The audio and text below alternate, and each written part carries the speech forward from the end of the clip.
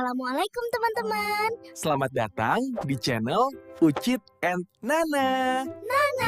Di sini kita bakal ngobrol santai tentang dunia Islami, sejarah loh. Siapkan diri kalian untuk belajar bersama kami ya. Coba Anda bayangkan sebuah tatanan yang sudah mapan, sebuah kekuasaan yang dibangun di atas tradisi, kehormatan, dan tentu saja ekonomi selama ratusan tahun. Nah, sekarang bayangkan tatanan itu tiba-tiba digoyang dari dalam oleh salah satu dari mereka sendiri.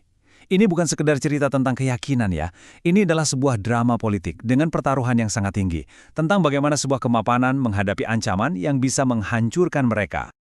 Nah, ini dia pertanyaan kuncinya. Pertanyaan inilah yang jadi inti dari dilema yang dihadapi para pemimpin Quraisy di Mekah. Mereka itu nggak sedang melawan pasukan bersenjata loh, tapi melawan sebuah gagasan. Dan seperti yang kita tahu, melawan gagasan itu jauh lebih rumit. Oke, jadi begini alur cerita kita. Pertama, kita akan bedah dulu apa sih yang sebenarnya dipertaruhkan oleh Quraisy. Lalu, kita akan lihat gimana perpecahan internal justru melumpuhkan mereka dari dalam. Dari situ, kita akan analisis manuver politik pertama mereka, sebuah gertakan yang risikonya tinggi banget. Dan akhirnya, kita akan saksikan gimana seluruh rencana itu gagal total.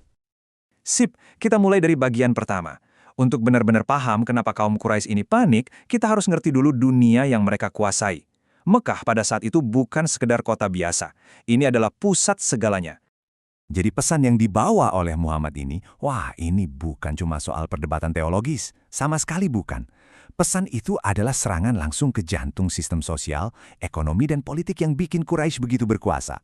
Ujung-ujungnya, ini soal siapa yang pegang kendali. Nah, kutipan ini benar-benar menelanjangi ketakutan terbesar para elit Mekah. Bagi mereka, ini adalah permainan kekuasaan yang hasilnya cuma dua, menang atau kalah. Kalau Muhammad menang, ya mereka kalah. Nggak ada jalan tengah. Ini bukan lagi soal agama, ini soal perebutan otoritas mutlak. Dan ini nih yang bikin kecemasan mereka jadi berlapis-lapis. Ancamannya datang dari dua arah sekaligus. Dari dalam, lewat pengikut Muhammad yang makin banyak, dan dari luar, dari suku-suku lain yang sudah lama nunggu kesempatan untuk meruntuhkan dominasi Quraisy. Situasinya genting banget. Sekarang kita pindah ke inti dari drama ini. Perpecahan internal yang ternyata jadi kelemahan terbesar Quraisy. Di depan publik mereka mungkin kelihatan satu suara, tapi di balik layar ceritanya beda. Mereka sepakat soal tujuannya, tapi nggak pernah bisa sepakat soal caranya. Ini dia ironisnya. Di depan umum mereka kelihatan bersatu padu, tapi begitu rapat tertutup, para pemimpin ini lebih sibuk saling sikut dan bersaing satu sama lain daripada fokus menghadapi ancaman bersama. Setiap klan punya agenda sendiri, punya kekhawatiran sendiri. Wow, kutipan dari Abu Jahal ini belak-belakan banget kan? Ini mengungkap segalanya. Penentangannya yang paling vokal itu ternyata bukan didasari keyakinan agama, tapi murni karena kecemburuan status. Dia nggak bisa terima kalau kehormatan kenabian jatuh ke tangan klan saingannya, Banu Hashim, bukan klannya sendiri. Ini adalah politik gengsi tingkat tinggi. Jadi, disinilah letak kebuntuan politiknya. Di satu kubu ada Banu Makhsyum yang dipimpin Abu Jahal yang emosional, yang maunya cuma satu, hancurkan Muhammad sekarang juga karena iri hati. Tapi di kubu lain ada Banu Absyams yang lebih pragmatis. Mereka mikir, tunggu dulu, kalau kita terlalu keras, bisa-bisa malah pecah perang saudara yang menghancurkan kita semua. Dan sementara para elit di atas sana sibuk berdebat soal kekuasaan dan kehormatan, di lapisan terbawah masyarakat Mekah ada realitas yang sama sekali berbeda. Dialog ini menunjukkan bahwa bagi mereka, pertaruhannya bukan soal politik klan. Bagi para budak dan kaum yang lemah, pesan Muhammad ini adalah soal sesuatu yang jauh lebih fundamental, martabat dan kebebasan. Oke, karena nggak bisa sepakat untuk pakai cara kekerasan, akhirnya Quraisy beralih ke manuver politik. Mereka punya rencana baru, lumpuhkan Muhammad lewat orang yang paling melindunginya. Idenya sebenarnya cukup cerdik. Abu Talib ini kan pemimpin Banu Hashim.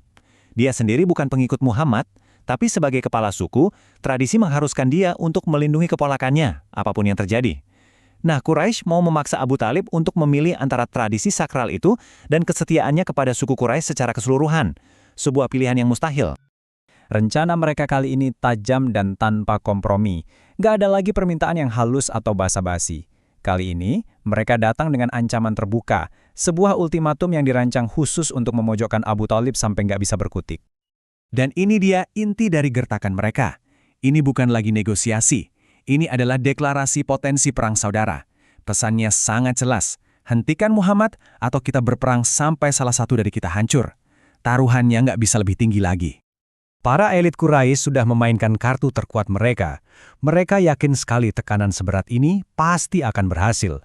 Tapi apa yang terjadi selanjutnya benar-benar di luar perhitungan mereka semua.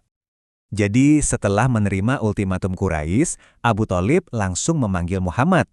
Dia jelaskan situasinya, tekanan yang luar biasa berat yang sedang mereka hadapi. Untuk sesaat, masa depan seluruh gerakan ini bergantung pada apa yang akan terjadi selanjutnya di dalam ruangan itu. Tegang banget pastinya. Dan inilah jawabannya. Sebuah momen yang luar biasa. Di hadapan ancaman perang habis-habisan, Abu Thalib tidak memilih sukunya, Quraisy. Dia memilih untuk menjunjung tinggi tradisi Arab yang paling sakral, melindungi anggota keluarganya sampai mati. Dengan satu kalimat ini, seluruh strategi Quraisy hancur berkeping-keping. Kegagalan ini membuat mereka kembali ke titik nol, bahkan posisinya jadi lebih buruk. Gertakan mereka nggak mempan, dan mereka malah secara nggak sengaja memperkuat ikatan antara Muhammad dan pelindungnya. Pintu untuk solusi damai sekarang sudah tertutup rapat. Nah, disinilah letak kontradiksi terbesar mereka. Mereka mengklaim diri sebagai penjaga tradisi, tapi pada saat yang sama, mereka rela mengorbankan tradisi yang paling fundamental hanya demi kekuasaan. Ini menunjukkan betapa panik dan terpecahnya mereka, bahkan secara ideologis. Gertakan politik mereka sudah gagal total, dan perang kata-kata pun sudah mencapai batasnya. Pertanyaannya sekarang adalah, ketika kata-kata tidak lagi cukup, apa yang akan dilakukan oleh orang-orang kuat di Mekah ini selanjutnya? Karena sejarah mengajarkan kita, konflik yang dimulai dengan kata-kata jarang sekali berakhir di situ. Pasti sudah nonton bareng Ucit and Nana hari ini. Jangan lupa like, komen, dan subscribe biar nggak ketinggalan cerita selanjutnya.